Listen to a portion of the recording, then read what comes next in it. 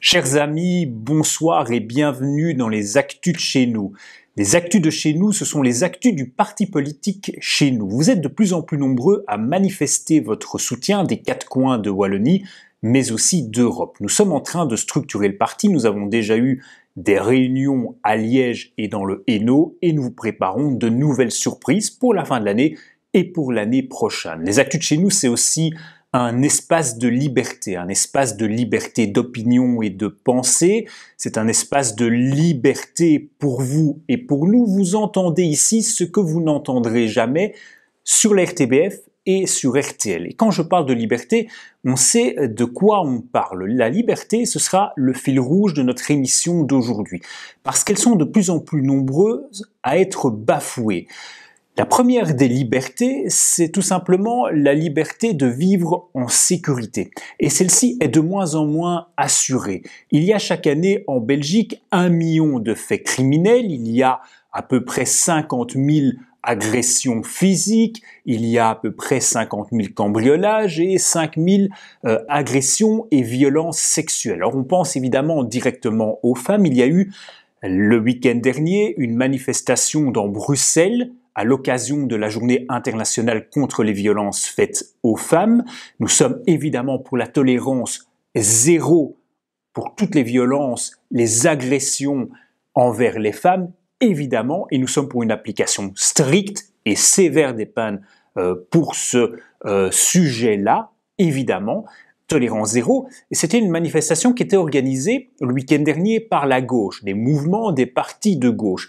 Mais ces partis et ces mouvements ne disent pas l'essentiel, parce que quand on parle de violences faites aux femmes, il ne faut pas oublier les points suivants.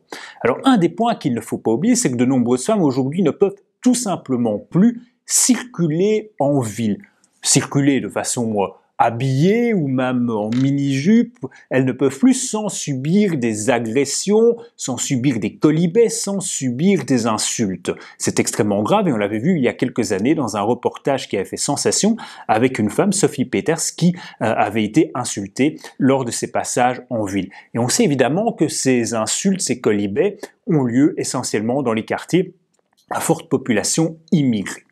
Les violences faites aux femmes, c'est aussi les agressions sexuelles, notamment lors du Nouvel An de Cologne en 2016. Ça avait été tu par tous les médias, mais ça avait été un viol de masse. De nombreuses jeunes Allemandes avaient été violées par des personnes et on suppose que ces personnes étaient essentiellement issues de l'immigration et faisaient partie du flot de migrants. Les agressions, les violences faites aux femmes, et ce sont aussi les crimes d'honneur. On se souvient en début d'année de cette jeune liégeoise syrienne qui a été tout simplement assassinée par son frère pour une raison très simple, elle voulait vivre à l'occidental. C'est tout simplement scandaleux. Autre agression ou violence faite aux femmes, ce sont les excisions. Il y a en Belgique 15 000 femmes qui sont excisées. Ce nombre est évidemment énorme et nous ne pensons pas chez nous qu'il s'agit d'un accommodement raisonnable. C'est un accommodement tout à fait déraisonnable. Nous nous opposons à la pratique de l'excision. Autre liberté profondément remise en question et en cause, c'est la liberté de circulation. Mais cette liberté-là, elle est remise en cause de façon beaucoup plus sournoise. Comment est-ce qu'on s'en prend à votre liberté de circulation ? Tout simplement, quand le Covid est apparu en Belgique, il y a eu un confinement généralisé et vous comme moi, nous devions rester dans nos maisons, dans nos appartements, à attendre que la situation s'améliore.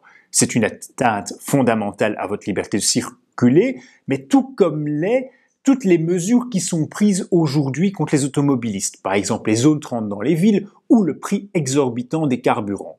Sachez que sur le prix du carburant, 60% va à l'État en taxes et en accises. Nous sommes pour le principe du cliquet inversé. Alors quand les prix du marché s'envolent, comme c'est le cas pour le moment, en fait nous en appelons à l'État à prélever moins de taxes et moins d'accises pour que ce soit finalement indolore pour le contribuable. Liberté aussi remise en cause, c'est la liberté vaccinale. Alors, on avait instauré en Belgique le Covid Safe Ticket, le pass sanitaire en France. C'était déjà une atteinte à notre liberté. Mais désormais, on observe un petit peu partout en Europe, à commencer par l'Autriche, mais probablement demain en Belgique, que la vaccination deviendra tout simplement obligatoire, et c'est une atteinte fondamentale à un de nos droits les plus importants, celui de disposer librement de notre corps. Enfin, peut-être que la liberté la plus fondamentale, c'est tout simplement celle d'oser être nous-mêmes, d'oser vivre selon nos valeurs, nos coutumes, notre identité. Ce sont bientôt les fêtes de fin d'année, à commencer par Saint-Nicolas dans une semaine. J'espère que les enfants ont été sages et qu'ils seront nombreux à recevoir des cadeaux, mais on sait aussi que cette fête est de plus en plus attaquée par le politiquement correct. Saint-Nicolas, pour la petite histoire, c'était un évêque qui vécut au IVe siècle après Jésus-Christ, qui est célébré depuis à peu près le XVIe siècle, et au XIXe siècle est apparu le personnage de Père Fouettard, noir parce qu'il est recouvert de suie à force de déambuler dans les cheminées. Pourtant, ça n'a pas empêché l'ONU de lancer une enquête internationale et d'établir que le Père Fouettard véhiculait une vision raciste et discriminatoire de l'homme noir qui serait relégué au second plan. Pour nous, c'est très clair, nous fêterons Saint-Nicolas accompagné de Père Fouettard. Et il y aura ensuite les différents marchés de Noël et nous ne nous résoudrons jamais à les appeler plaisirs d'hiver. Nous avons des fêtes inscrites dans la tradition, nous les respecterons et nous les nommerons comme il le faudra. Nous serons très vigilants. Mais ce n'est pas tout.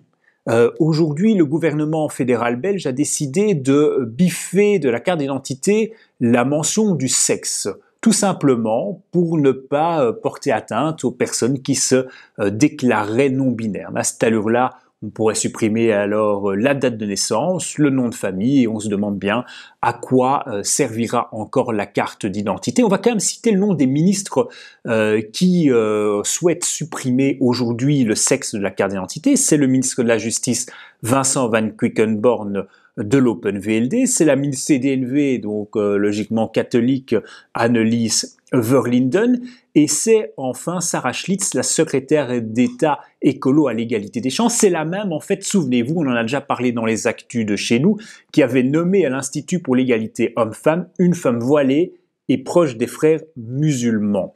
Le petit Robert n'est pas en reste puisqu'il a décidé d'inscrire le pronom personnel il, donc mix entre il et elle, dans sa prochaine édition.